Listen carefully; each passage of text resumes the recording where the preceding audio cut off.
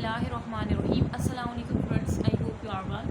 सो previous lecture में हमने lipid का इंट्रोडक्शन दोबारा से देख लिया था, फंक्शन देख लिए थे, क्लासिफिकेशन ऑफ लिपिड्स पे आए थे हम, और इसमें हमने अक्रेंस देख ली थी। ठीक है, अक्रेंस में हमने देखा था कि एसाइल ग्लाइसरोल जो होता है वो मोस्ट वाइड स्प्रेड्स होता है, और वैक्सेस जो है वो वाइड स्प्रेड कोटिंग में होते हैं, फ्रूट्स, लीव्स में, इंसेक्ट्स में, बर्ड्स में, एनिमल्स लाइक शीप में। ठीक है, और फॉस्फोलिपिड आपको पता है कि वाइड स्प्रेड होता है एनिमल्स में, सेल मेम्ब्रेन में, और wide spread in bacteria, plants. ठीक है, और टर्पिनॉइड जो है क्या है, ये एसेसरी पिगमेंट्स हैं इन प्लांट में, लाइक कैरोटिनॉइड्स हो गए, रबर, टर्पीन्स एंड स्टेरॉइड। ठीक है, ये तो अक्रेंस आपने देख ली। क्लासिफिकेशन ऑफ लिपिड, जो 4 तरह के डिफरेंट लिपिड्स हैं जो मैंने आपको बता दी, उनकी अक्रेंस भी बता दी। ठीक है, अच्छा, उसके बाद कॉम्पोजिशन अगर मैं आपको बताऊं तो बेटे एसाइल ग्लाइसरोल में बेसिकली क्या होता है, एक ग्लाइसरोल होता है और उसके साथ क्या होता है, फैटी एसिड होता है। ठीक है, और जो वो होती है क्या कहते हैं, ठीक है, तो ग्लाइसरोल होता है। देखें एसाइल ग्लाइसरोल में क्या होता है, इससे आपको क्या समझ आ रहा है कि ग्लाइसरोल होगा और साथ में क्या होगा, फैटी एसिड होगा। मतलब ये क्या होते हैं, ईस्टर होते हैं। ठीक है, एसाइल ग्लाइसरोल, और इसमें फैटी एसिड की जो वो होती है तादाद जो होती है, जो कार्बन कहाँ से कहाँ तक लाई कर सकता है। ठीक है, तो वो 20 से 30 तक जो है इसके बिटवीन होता है। फैटी एसिड में जो कार्बन की जो तादाद होती है ना वो, और जो है इसकी एसपीजी वैल्यू देख लें, और फैट ऑयल की बेस पे भी इसमें फर्दर क्लासिफिकेशन है। ठीक है, सो वो फिर आगे देखेंगे। अच्छा, उसके बाद आ जाते हैं फंक्शन। तो फंक्शन इसका क्या है, एसाइल ग्लाइसरोल का source of energy in aerobic respiration. ये क्या होता है, सोर्स ऑफ एनर्जी होता है जब हम एरोबिक मीन, एरोबिक का मतलब क्या है, एरोबिक मीन जो आप रिस्पायर कर रहे हैं, अगर इनकी प्रेजेंस कर रहे हैं तो एरोबिक रेस्पायरेशन होगा। और एनएरोबिक होता है, ठीक है, एनएरोबिक होता है in the absence of oxygen. और ये मोस्टली कुछ बैक्टीरियाज होते हैं जो कि एनएरोबिक रेस्पायरेशन कर रहे होते हैं, एरोबिक हो रही होती है, किसमें एनएरोबिक हो रही होती है, किसमें दोनों हो रही होती है। ठीक है, लेकिन इन ह्यूमंस में एनएरोबिक नहीं होती। ठीक है, जाहिर सी बात है, मर जाएंगे। हम में कौन सी होती है, एरोबिक। हम जो रिस्पायर कर रहे होते हैं इन दी प्रेजेंस ऑफ ऑक्सीजन कर रहे होते हैं ना। अभी मेरे इर्द गिर्द ऑक्सीजन है तो मैं सांस ले रही हूँ और जिंदा हूँ, यहाँ पे बैठी हुई हूँ और आपको लेक्चर दे रही हूँ। अगर ये ऑक्सीजन बंद हो जाए तो मैं क्या सर्वाइव ही नहीं कर पाऊंगी, क्योंकि मैं रिस्पायर नहीं कर पाऊंगी। ठीक है, तो बेटे एसाइल ग्लाइसरोल क्या है, सोर्स ऑफ एनर्जी है, किसमें, एनएरोबिक रेस्पिरेशन में। ठीक है, एरोबिक रेस्पिरेशन ये सोर्स ऑफ एनर्जी के तौर पर काम होता है। उसके बाद मैंने एसाइल ग्लाइसरोल की आपकी अक्रेंस बता दी, कॉम्पोजिशन बता दी और फंक्शन बता दी। इसी तरह से अगर मैं आपको, मैंने वैक्सेस की भी आपको अक्रेंस तो मैंने बता दी थी। अगर मैं इसकी कॉम्पोजिशन बताऊं तो लॉन्ग चेन ऑफ अल्केन्स होते हैं। अब अल्केन्स में कितनी तादाद होती है, C25 से C35 तक होते हैं। ठीक है, साथ में अल्कोहल भी होते हैं। मतलब अल्केन के साथ, अल्केन में मैंने कार्बन की तादाद आपको बता दी कि 25 से 35 तक जो है, इस रेंज में कोई भी अल्केन हो सकता है। ठीक है, और उसके साथ क्या होगा, उसके साथ अल्कोहल होगा और साथ में कीटोन होगा और ester of long chain fatty acid हो सकता है। ठीक है, तो वैक्सेस की जो कंपोजिशन है वो काफ़ी कॉम्प्लिकेटेड है। ठीक है, तो ये आपने याद रखनी है। उसके बाद अगर फंक्शन देख लो तो प्रोटेक्शन होता है फ्रॉम वाटर। ये क्या करता है, ये वैक्सेस करते हैं क्या, जिस तरह से मैंने आपको ऊपर बताया इसके अक्रेंस में कि बेटे ये कोटिंग में होता है, वाइड स्पीड कोटिंग इन फ्रूट्स, लीव्स और insects, birds, animals like sheep. ठीक है, तो बेसिकली आप खुद कोटिंग में होगा तो क्या करेगा, प्रोटेक्शन करेगा ना, किससे, from water loss in plants and abrasive damage. एक तो प्रोटेक्शन करेगा कि वाटर लॉस ना हो सके, दूसरा एब्रेशन डैमेज से ये प्रोटेक्ट करेगा। ठीक है, इन्वायरमेंट में जो डैमेज फेस करता है कोई भी ऑर्गेनिज्म, तो उसको प्रोटेक्ट करेगा कौन, ये वैक्सेस, क्योंकि ये लाइक कोटिंग के तौर पे यूज़ होता है। तो जाहिर सी बात है फंक्शन तो यही होने ना, तो इस तरह से रिलेट करके पढ़ा करें। ठीक है, अच्छा, फोस्फोलिपिड में जिस तरह से हम देखा कि ये वाइड स्प्रेड होता है बैक्टीरिया में, प्लांट्स में, एनिमल में और सेल मेम्ब्रेन में, आपने तो लाजमी इसका नाम सुना होगा।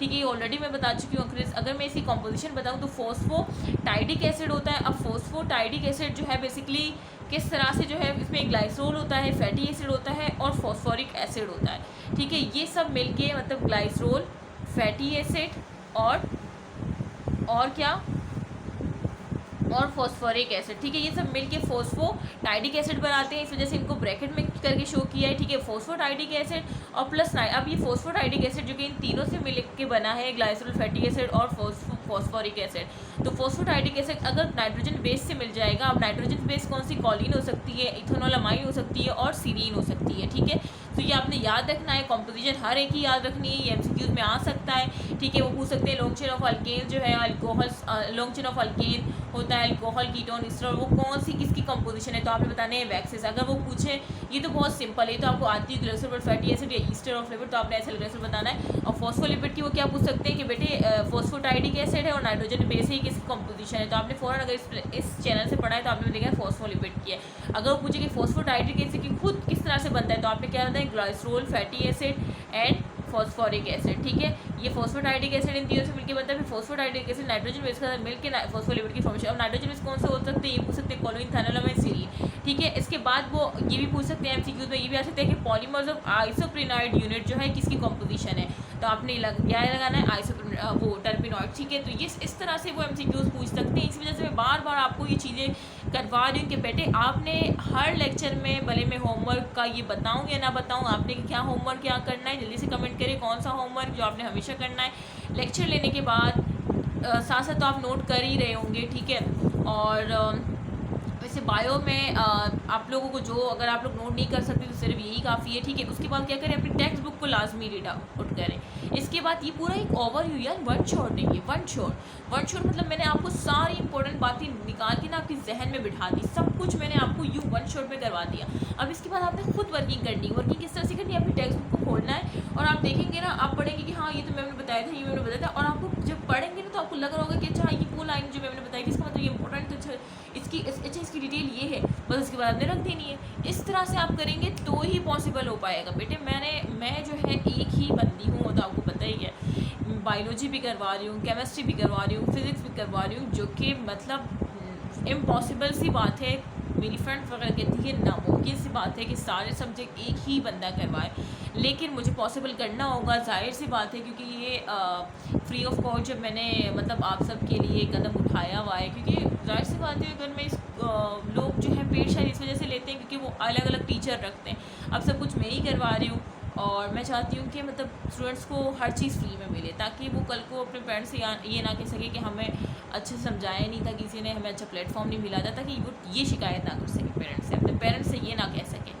ये इस वजह से मैं इस चीज़ पे काम कर रही हूँ और इंशाल्लाह इन फ्यूचर इससे भी बेहतर करूँगी। लेकिन अगर आप लोगों का सपोर्ट होगा और मेरी अगर ज़िंदगी रही तभी मैं ये काम कर पाऊँगी, और आप लोगों की दुआओं से इंशाल्लाह मैं कामयाब ज़रूर होंगी और आप सबको अपने मकासद तक पहुँचाने वाला तो अल्लाह की ज़ात है, लेकिन वसीला इंशाल्लाह मैं बनूँगी इंशाल्लाह, ठीक है। सो अल्लाह बनाने वाला है, पता है, वसीले ज़रिए अल्लाह बनाता है, ये हम कोई भी नहीं होते। तो अल्लाह ताला ने मुझे आपको वसीला बनाया है और मैं यकीन करें, काश मैं कहती हूँ मुझे क्योंकि मुझे अपनी लाइफ में इस तरह से कोई चैनल नहीं मिला। मैंने बहुत ज़्यादा स्ट्रगलिंग की, बहुत ज़्यादा। आप लोग समझते होंगे मैं बहुत ज़्यादा शायद मतलब कोई मुश्किल, कोई परेशानी है, तो अगर मैं आपको किसी ने स्टोरी सुनाऊँ ना अपनी, तो आप लोग मतलब रोना स्टार्ट कर देंगे, यकीन जाने। सो यहाँ तक पहुँचना और ये सारी वर्किंग जो मैं आप लोगों के लिए कर रही हूँ, क्योंकि मैंने बहुत फेस किया है खुद ना, तो इस वजह से मैं चाहती हूँ कि यार जो मैंने फ़ेस किया है ना, हो सकता है कोई दूसरी दीना भी हो, वो भी अगर इन फ्यूचर फेस करे तो इससे पहले मैं स्टैंड ले लूँ उसके लिए ना। तो इस वजह से ये सारी वर्किंग है। तो बस आप लोग की मुझे सपोर्ट चाहिए और कुछ नहीं, और दुआएं चाहिए, ठीक है। तो बेटे ये पॉलीमर ऑफ आइसोप्रेनाइड यूनिट टर्पिनॉइड्स, अच्छा इसके हमने फॉस्फोलिपिड का फंक्शन भी नहीं देखा। फॉस्फोलिपिड का फंक्शन क्या है कि ये फ्रिक्वेंटली एसिडेट विद मेम्ब्रेन, तो आपको पता है, ठीक है, यही है, ये तो आपको पता ही है, ये तो याद रखने की ज़रूरत ही नहीं है क्योंकि आपको पता है। उस तरह से ये जो है खुद सोचिए, ये जब मैंने कहा कि एसेसरी पिगमेंट के तौर पे होता है टर्पिनॉइड, तो खुद सोचिए सोलर एनर्जी कैप्चर करेगा, सोलर एनर्जी को कैप्चर करेगा। पिगमेंट्स का काम क्या होता है, सोलर एनर्जी को कैप्चर करना, ठीक है। और उसके साथ साथ ये हार्मोन की प्रोडक्शन में भी, मैमल्स में ना, मैमल्स की बात अगर करूँ तो ये हार्मोन्स की प्रोडक्शन में भी किरदार अदा करता है मैमल्स में। और बाकी अगर दूसरी तरह से देखा जाए तो सोलर एनर्जी कैप्चरिंग, ज़ाहिर सी बात है पिगमेंट है तो सोलर एनर्जी कैप्चरिंग का काम तो करेगा। इस तरह से रिलेट करके मैंने आपको फंक्शन भी पढ़ा दिया, हर एक का मैंने आपको समझा दी, क्योंकि ये एक्सपोर्टिंग में काम होती है, जैसे वाटर लॉस और एब्रेसिव डैमेज से आपको प्रोटेक्ट करेंगे, ठीक है। और दूसरा ये देखें, ये जो एसाइल ग्लाइसरोल की सोर्स ऑफ एनर्जी है, इन एरोबिक रेस्पिरेशन, फॉस्फोलिपिड का आपने देख लिया कि यार मेम्ब्रेन में होता है, एसिप्रेट का देखिए सोलर एनर्जी कैप्चरिंग होता है, और हार्मोन प्रोडक्शन इन मेमल्स, ये आ सकता है एमसीक्यूज के हार्मोन प्रोडक्शन इन मेमल्स में कौन होता है, तो आपने टर्पिनॉइड का बताना है। मैंने बहुत अच्छे तरीके से आपको एक्सप्लेन किया। अब मैं आगे चलती हूँ। अच्छा, लिपिड जिससे acyl glycerol like fat and oil, अच्छा जैसे मैंने बताया कि एसाइल ग्लाइसरोल की फर्दर टाइप है फैट एंड ऑयल की बेस पे, ठीक है। Are ester form by condensation reaction between, अब ये कह रहे हैं कि वो जिस तरह से मैंने कहा कि बेटे एसाइल ग्लाइसरोल क्या है, ईस्टर है, किसके ईस्टर है, फैटी एसिड एंड ग्लाइसरोल। अभी बताया था ना ऊपर, दोबारा से अगर मैं दिखाऊं तो बेटे मैंने पहले ही लाइन आपको बताई थी कि बेटे ग्लाइसरोल फैटी एसिड से मिलके बनता है। एसाइल ग्लाइसरोल जो कि बहुत, इन सब में से जो सबसे सिंपल कॉम्पोजिशन है वो एसाइल ग्लाइसरोल की है, जिसे हम ester of fatty acid Easter कह रहे होते हैं, ठीक है। जैसे acyl glycerol like acyl glycerol, जिस तरह से मैंने कहा कि फर्दर फैट और ऑयल्स की बेस पे क्लासिफिकेशन होती है, तो वही कह रहे हैं कि एसाइल ग्लाइसरोल जिसमें फैट एंड ऑयल आ जाते हैं, ठीक है, वो ईस्टर होते हैं जो कि फॉर्म होते हैं कंडेंसेशन रिएक्शन कौन सा होता है। लास्ट टाइम मैंने आपको बताया था कि बेटे दो तरह के रिएक्शन होते हैं, एक हाइड्रोलाइसिस रिएक्शन होता है, एक कंडेंसेशन रिएक्शन होता है। हाइड्रोलाइसिस रिएक्शन क्या है? हाइड्रोलाइसिस रिएक्शन होता है ब्रेक डाउन, ठीक है, ब्रेक डाउन रिएक्शन होता है, मतलब इसमें जो है कोई भी आपका सब्सटेंस है ना उसको हम ब्रेक डाउन करते हैं इन दी प्रेजेंस ऑफ वाटर, ठीक है। जबकि कंडेंसेशन क्या है? इसमें हम फॉर्म करते हैं सब्सटेंस को, ठीक है, फॉर्म करते हैं सब्सटेंस को और क्या करते हैं? रिलीज़ करते हैं वाटर को। जाहिर सी बात है, जब एक सब्सटेंस से हाइड्रोजन निकलेगा, दूसरे से हाइड्रोक्सिल ग्रुप निकलेगा, तो इन दोनों में बॉन्ड हो जाएगा, तो ये कंडेंसेशन रिएक्शन होता है जिसमें रिलीज ऑफ वाटर मॉलिक्यूल हो रहा होता है, ठीक है। तो कंडेंसेशन रिएक्शन एक फॉर्मिंग रिएक्शन है, जबकि हाइड्रोलाइसिस रिएक्शन एक ब्रेक डाउन रिएक्शन है, ठीक है, जिसमें वाटर को ऐड करके उस सब्सटेंस की ब्रेक डाउन की जाती है, जबकि कंडेंसेशन में वाटर को रिलीज़ करके उस सब्सटेंस को फॉर्म किया, उस कंपाउंड को फॉर्म किया जाता है। तो ये जो मैंने वर्बली बताया ये अपने पास नोट कर लेना है, ठीक है। तो वो चीज़ें जो कि नहीं होती तो मैं वर्बली बता देती हूँ, ठीक है। तो acyl gas like fat and oil ester form by condensation reaction between condensation किसके दरमियान हो रहा होता है? जल्दी से मुझे कमेंट करके बताएं। फर्स्ट है fatty acid and water, fatty acid alcohol, fatty acid phosphate, fatty acid glycerol. जल्दी से बताएं मैंने क्या बताया था ऊपर आपको। मैंने आपको बताया था कि जो एसाइल ग्लाइसोल है वो फैटी एसिड प्लस ग्लाइसरोल, ठीक है, जिसे हम ईस्टर कह रहे होते हैं। तो इससे आप फैटी एसिड एंड ग्लाइसरोल कौन सा है? देखिए अब आप बोलेंगे मैम ग्लाइसरोल तो है नहीं बेटे, ग्लाइसरोल क्या है? एक अल्कोहल है ना, तो fatty acid alcohol is a correct option, ठीक है। केमिस्ट्री तो पढ़ी होगी ना आपने। देखिए ग्लाइसरोल, अब ये जो OL है, ये जो आखिर में ग्लाइसरोल OL जो है, ये OL कौन सी फैमिली को शो कर रहा है? जल्दी से बताएं। अल्कोहल फैमिली को शो कर रहा है ना, तो इस वजह से आप अगर ग्लाइसरोल नहीं है तो अल्कोहल तो दिया हुआ है ना, तो fatty acid alcohol is a correct option. अच्छा अब आगे चले, ये फॉस्फोलिपिड का जो है स्ट्रक्चर है जो कि मैं आपको अगर दिखाऊं तो बेटे ये फॉस्फोलिपिड का स्ट्रक्चर है, ये देखिए कार्बन 1 2 3, ठीक है। अब ये फॉस्फोटाइडिक एसिड है जो मैं आपको बताई थी ना। अच्छा फॉस्फोटाइडिक एसिड किस तरह से मिलकर बनता है? जल्दी से मुझे कमेंट करके बताएं। मैंने आपको क्या बताया था कि फॉस्फोटाइडिक एसिड जो है वो ग्लाइसरोल, 2 फैटी एसिड और फॉस्फोरिक एसिड, इन तीनों से मिलके जो है फॉस्फोटाइडिक एसिड बनता है। फिर ये फॉस्फोटाइडिक एसिड आगे नाइट्रोजन बेस जो कि 3 हो सकती है, कॉलिन हो सकता है, सीरीन हो सकती है, इथेनोलामाइन हो सकती है और non ring basis nitrogen base भी हो सकती है, ठीक है। अब ये जब फॉस्फोटाइडिक एसिड जो कि इन तीनों से मिलकर बना है, जब ये नाइट्रोजन बेस से जो है मिलेगा तो क्या बनेगा? फॉस्फोलिपिड बनेगा। तो फॉस्फोलिपिड इस तरह से बनता है, ठीक है। फॉस्फोटाइडिक एसिड, ठीक है, ये फॉस्फोटाइडिक एसिड जो कि ग्लाइसरोल, 2 फैटी एसिड और फॉस्फोरिक एसिड से मिलकर फॉस्फोटाइडिक एसिड बना है। जब ये कॉलिन मीन एक नाइट्रोजन बेस से मिलेगा तो क्या बन जाएगा? फॉस्फोटाइडिल कोलिन, ठीक है, जो कि क्या है? कॉमन जो कॉमन फॉस्फोलिपिड है जो कि क्या है? लेसेथिन, ठीक है। सो ये सारा जो है मैंने आपको बता दिया। अच्छा अगर मैं स्ट्रक्चर खोल के दिखाऊं आपको तो देखिए ये फॉस्फोटाइडिक एसिड है। मैंने नीचे तो आपको जिस तरह से पहले बताया था ये वही है जो मैंने आपको पहले बताया था, ठीक है, वही पिक्चर मैंने नीचे भी डाल दी है। अब मैं आपसे कह रही हूँ कि अगर मैं स्ट्रक्चर को खोल के दिखाऊँ कि फॉस्फोटाइडिक एसिड, अब फॉस्फोटाइडिक एसिड जिस तरह से मैंने कहा कि बेटे ग्लाइसरोल होता है और क्या होते हैं? फॉस्फोरिक। देखिए ये फॉस्फोरिक एसिड है जो कार्बन नंबर 3 पे अटैच है, ये फॉस्फोरिक एसिड है। और ये देखिए 3 कार्बन क्या है? अल्कोहल है जो कि ग्लाइसरोल है, ठीक है। इसके साथ देखिए ये क्या है? 2 फैटी एसिड है। फर्स्ट वाले कार्बन में भी एक फैटी एसिड, दूसरे वाले कार्बन में दूसरा फैटी एसिड। तो देखिए 2 फैटी एसिड हो गए और 3 ग्लाइसरोल क्या होता है? 3 कार्बन में मुश्तमिल होता है ना, तो देखिए 3 कार्बन और फॉस्फोरिक। तो आप समझ आ गए, अब आपको रट्टा लगाने की ज़रूरत नहीं होगी। इस तरह से अब ये जब नाइट्रोजन जो कोलिन से मिलेगा तो क्या बन जाएगा? फॉस्फोडाइडल कोलिन, लेसिथिन।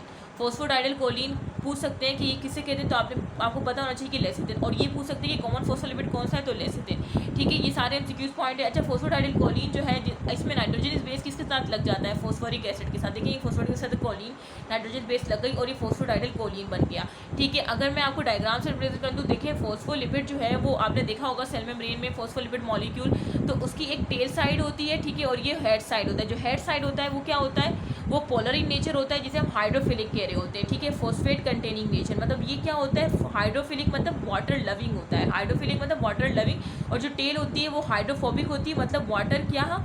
वाटर हेटिंग होती है, ठीक है। मतलब ये वाटर को पसंद नहीं करती, जबकि इसका हेड वाटर को पसंद करता है, हाइड्रोफिलिक होती है और वो पोलर होती है। जाहिर सी बात है हेड पोलर है और वाटर भी पोलर है, तो ये वाटर को पसंद करेगी ना, लाइक डिजॉल्व लाइक। और ये जो टेल है ये नॉन पोलर है और ये हाइड्रोफोबिक ही होगी, ऑब्वियसली बात है, क्योंकि नॉन पोलर इन नेचर है और वाटर तो पोलर है, तो ये हाइड्रोफोबिक, ये वाटर को पसंद नहीं करेगी, वाटर हेटिंग होगी, ठीक है। तो ये फैटी एसिड, ये जो है ना ये रीजन ऑफ फैटी एसिड है नीचे वाला, ठीक है। और जो ऊपर है वो region of phosphate containing region है, ठीक है। तो ये आपको पता होना चाहिए, फॉस्फोलिपिड का मॉलिक्यूल मैंने इस तरह से आपको बता दिया। अच्छा और ये सेल मेम्ब्रेन में आपने देखा होगा कि फॉर एग्जाम्पल ये सेल मेम्ब्रेन अगर मैं बताऊँ कि इस तरह से ये मॉलिक्यूल लगे होते हैं, ठीक है, इस तरह से फॉस्फोलिपिड मॉलिक्यूल। तो ये मैंने पूरा करके दिखा भी दिया। अब अगर मैं आपको दिखाऊं कि न्यूक्लिक एसिड पे अगर हम आ जाए, ठीक है, हमारा सेकेंड लास्ट जो टॉपिक है न्यूक्लिक एसिड। तो बेटे न्यूक्लिक एसिड जो है वो किसने किया था? Isolate by F Miescher from nuclei of pus cells and fish sperm. तो ये जो वो है न्यूक्लिक एसिड है, इसको जो है आइसोलेट किया था किसने, कहाँ से किया था? न्यूक्लियाई ऑफ पस्ट सेल से और फिश स्पर्म्स पे, ठीक है। फिश के जो स्पर्म्स है ना वहाँ से और पस्ट सेल्स के न्यूक्लियाई से जो है ना इसको आइसोलेट किया था एफ ए मेस्चर ने, ठीक है। Nucleic isolated from nuclei. अब क्योंकि इसको न्यूक्लियाई से पस्ट सेल के पस्ट सेल्स हो गया, ठीक है, और फिश के स्पर्म उसकी न्यूक्लिया ये कह रहे हैं कि मतलब from nuclei of pus cell, मतलब उसी की न्यूक्लियाई से आइसोलेट किया था। तो इस वजह से इसको न्यूक्लिक मतलब आइसोलेट फ्रॉम न्यूक्लियाई की, इसको आइसोलेट ही न्यूक्लियाई से किया हुआ है, इस वजह से इसको न्यूक्लिक कहते हैं, ठीक है। और एसिड क्यों कहते हैं? क्योंकि एसिडिक इन नेचर होता है। अब आपको समझ आए कि why called nucleic acid, why nucleic acid के, क्योंकि जो इसको जो आइसोलेट करने वाले मेस्चर थे उन्होंने जो है इसको न्यूक्लियाई ऑफ पस्ट सेल और फिश के स्पर्म से आइसोलेट किया था। ये एमसीक्यूज में आ सकता है कि कहाँ से आइसोलेट किया था, किसके न्यूक्लियाई से किया था, ठीक है। इसी वजह से इसको न्यूक्लिक का नाम दिया जाए क्योंकि वो आइसोलेट ही न्यूक्लियाई से किया गया है पस्ट सेल के और फिश स्पर्म के। और एसिड इस वजह से कहा जाता है क्योंकि ये एसिडिक इन नेचर होता है, ठीक है। अच्छा, लोकेशन की अगर बात की जाए तो बेटे ये कहाँ पे न्यूक्लिक एसिड पाया जाता है? डीएनए में, आरएनए में, ठीक है। डीएनए में अगर बात की जाए तो क्रोमोसोम्स होते हैं, much laser in mitochondria in chloroplast, ठीक है। अब ये न्यूक्लिक एसिड जो है किस किस में पाया जाता है? डीएनए में पाया जाता है, आरएनए में पाया जाता है, ठीक है। अब डीएनए कहाँ पाया जाता है? डीएनए आपको मिलेगा क्रोमोसोम्स में, और डीएनए आपको मिलेगा माइटोकॉन्ड्रिया और क्लोरोप्लास्ट में भी। देखिए माइटोकॉन्ड्रिया और क्लोरोप्लास्ट के बाद अपना डीएनए होता है जो कि बहुत स्मॉल अमाउंट में होता है। ये आपको पता होना चाहिए कि एमसीक्यूज आ सकता है कि वो कौन सा ऑर्गेनल है जिनके पास अपना भी डीएनए होता है। तो वो माइटोकॉन्ड्रिया और क्लोरोप्लास्ट है, मच लेसर, बहुत थोड़ी अमाउंट में होता है लेकिन होता है, ठीक है। तो सबसे पहले तो मैंने आपको बताया न्यूक्लिक एसिड की जो लोकेशन है कि डीएनए में होता है। डीएनए में कहाँ, अब डीएनए कहाँ पे होता है? डीएनए क्रोमोसोम में होता है, माइटोकॉन्ड्रिया में होता है, क्लोरोप्लास्ट में होता है। सेकंड मैं आपको बता रही हूँ कि बेटे न्यूक्लिक एसिड जो है आरएनए में भी होता है। अब आरएनए कहाँ पे होता है? वो न्यूक्लियोलस में होता है, राइबोसोम्स में भी होते हैं और साइटोसोल में भी होता है। अच्छा, न्यूक्लिक एसिड और पॉलीमर ऑफ न्यूक्लियोटाइड, ये तो आपको पता है कि न्यूक्लिक एसिड क्या है? ये पॉलीमर है। किसका पॉलीमर है? न्यूक्लियोटाइड। न्यूक्लियोटाइड क्या है? ये मोनोमर है। जाहिर सी बात है, मोनोमर मिल के पॉलीमर बनाते हैं ना, तो polymer is nucleic acid is a polymer, और पॉलीमर किसका? न्यूक्लियोटाइड, ठीक है। अच्छा, अब स्ट्रक्चर ऑफ अगर मैं न्यूक्लियोटाइड बताऊं, अब मैंने आपको बताया कि बेटे न्यूक्लिक एसिड और पॉलीमर ऑफ न्यूक्लियोटाइड, ठीक है।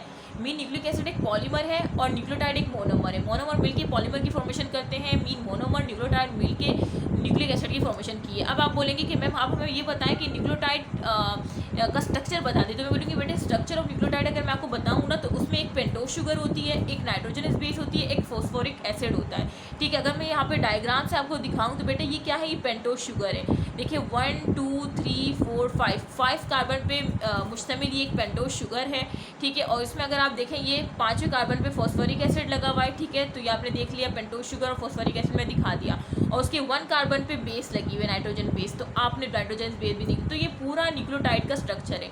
तो ये एमसीक्यूज में आ सकता है कि स्ट्रक्चर ऑफ न्यूक्लियोटाइड में क्या क्या होता है? पेंटोस शुगर होती है, और फर्स्ट कार्बन पे बेस होती है, और 5th कार्बन पे फॉस्फेट होता है। अब ये पेंटोस शुगर जो है, पेंटोस शुगर में कौन से आ जाते हैं? जल्दी से मुझे बताएं। मैंने आपको बायोलॉजिकल मॉलिक्यूल के पार्ट 1 में बताया था कि पेंटोस शुगर कौन सी होती है, जल्दी से बताएं।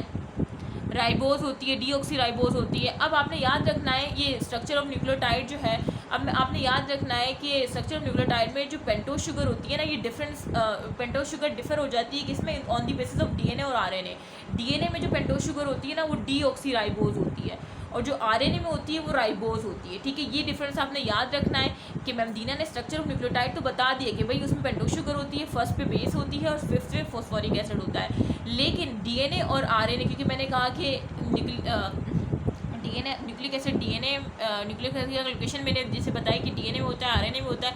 तो अब वहाँ मुझे बोलेंगे कि यार पेंटोस शुगर का क्या मतलब है? यहाँ पे कोई पेंटोस शुगर स्पेसिफाई क्यों नहीं की मैम आपने? तो वो मैंने इस वजह से स्पेसिफाई नहीं की क्योंकि अगर एग्जाम्स में आ जाए कि डीएनए के स्ट्रक्चर ऑफ न्यूक्लियोटाइड बताए तो मैं पेंटोस शुगर की जगह डीऑक्सी राइबोज शुगर लिखूंगी, नाइट्रोजनस बेस लिखूंगी और फॉस्फोरिक एसिड लिखूंगी, क्योंकि डीएनए में जो पेंटोस शुगर होती है ना, जो पेंटोस शुगर होती है वो कौन सी होती है? डीऑक्सी राइबोज, ठीक है, डीऑक्सी राइबोज होती है। और जबकि आरएनए में अगर यहाँ पे मुझसे पूछा जाए कि बेटे आरएनए का स्ट्रक्चर ऑफ न्यूक्लियोटाइड बताओ, तो यहाँ पे मैं पेंटोस शुगर की जगह क्या लिखती?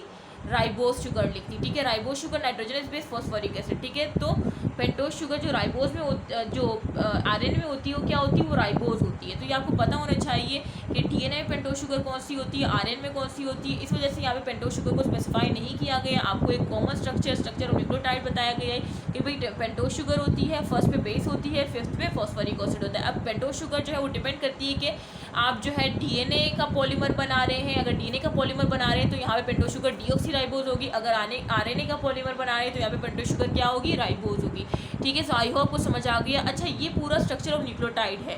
जब पेंटोज शुगर जो है, पेंटोज शुगर के फर्स्ट कार्बन पे बेस होता है और फिफ्थ पे फॉस्फोरिक एसिड होता है। ये पूरा किसका स्ट्रक्चर है, स्ट्रक्चर ऑफ न्यूक्लियोटाइड। लेकिन इससे पहले न्यूक्लियोसाइड बनता है। अब न्यूक्लियोसाइड क्या होता है, तो बेटे सबसे पहले ये पेंटोज शुगर है, ठीक है। अगर पेंटोज शुगर के साथ फर्स्ट पे बेस लग गई तो ये अभी फॉस्फोरिक एसिड नहीं लगा, आप इसको भूल जाएगा। अभी सिर्फ क्या है, पेंटोज शुगर के साथ बेस लगी है फर्स्ट कार्बन पे, तो ये स्ट्रक्चर क्या कहलाएगा, ये कहलाएगा न्यूक्लियोसाइड। जब पेंटोज शुगर के साथ फर्स्ट कार्बन पे नाइट्रोजन बेस लग जाए तो ये स्ट्रक्चर कहलाएगा न्यूक्लियोसाइड। लेकिन अगर फिफ्थ कार्बन पे क्या हो जाए, फॉस्फोरिक एसिड भी आके लग जाए तो फिर ये क्या बन जाएगा, ये पूरा स्ट्रक्चर क्या बन जाएगा, न्यूक्लियोटाइड, ठीक है। ये क्या बन जाएगा, न्यूक्लियोटाइड, ठीक है। सो आई होप कि आपको समझ आ गया हो कि न्यूक्लियोसाइड क्या है, न्यूक्लियोटाइड क्या है, ठीक है। न्यूक्लियोसाइड में क्या होता है, फॉस्फोरिक एसिड अभी फिलहाल नहीं लगा होता पेंटोज शुगर की फिफ्थ कार्बन से, ठीक है। तो वो स्ट्रक्चर न्यूक्लियोसाइड कहलाता है। जब फॉस्फोरिक एसिड फिफ्थ कार्बन पे लग जाता है पेंटोज शुगर के तो फिर न्यूक्लियोटाइड स्ट्रक्चर, न्यूक्लियोसाइड से न्यूक्लियोटाइड में वो स्ट्रक्चर क्या हो जाएगा, था कन्वर्ट हो जाता है, ठीक है। सो ये भी एमसीक्यू में आ जाता है कि न्यूक्लियोसाइड का स्ट्रक्चर क्या होता है। तो आपको ये ऑप्शन भी दिया होगा और ये दो ऑप्शन भी दिए होंगे, नाइट्रोजन बेस पेंटोज शुगर। तो करेक्ट ऑप्शन इज ये, देख लेना कि न्यूक्लियोसाइड है, न्यूक्लियोटाइड है, क्योंकि आप लोग उस वक्त इतने एंग्जाइटी में होते हैं कि आपको नज़र ही नहीं आ रहा होता कुछ। जो न्यूक्लियोसाइड न्यूक्लियोटाइड लग रहा होता है तो थोड़ा सा वहाँ पे होश में रहिएगा। तो ठीक है, तो ये मैंने आपको बता दिया। उसके बाद अगर मैं न्यूक्लिक एसिड का स्ट्रक्चर आपको बताऊँ तो बेटे स्ट्रक्चर ऑफ न्यूक्लिक एसिड वैसे मैंने बहुत